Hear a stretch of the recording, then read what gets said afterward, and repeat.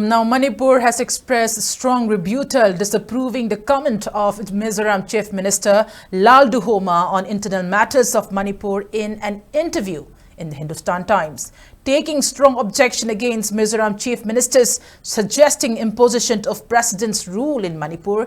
Government of Manipur reminded Lal Duhoma about his controversial speech in USA, where he talked about formation of Christian nation by carving out areas from Bangladesh, Myanmar and India. The rebuttal from Manipur government also maintained that Mizoram government has been steadfast in opposing the efforts of the Indian government to fence its open borders with neighboring Myanmar, which is aimed at tackling illegal immigrations, trafficking of arms and drugs, and also for security and defense.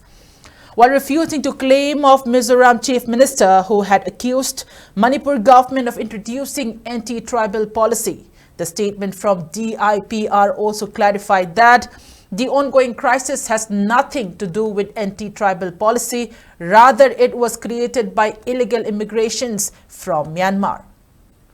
The statement also asserted that government of Manipur will not allow fragmentation of Northeast India at the behest of foreign vested interest or secessionist interests as openly espoused by Chief Minister of Mizoram. It also maintained that Mizoram Chief Minister can display better statesmanship by being a good neighbor rather than stoke fire of hatred and division in Manipur.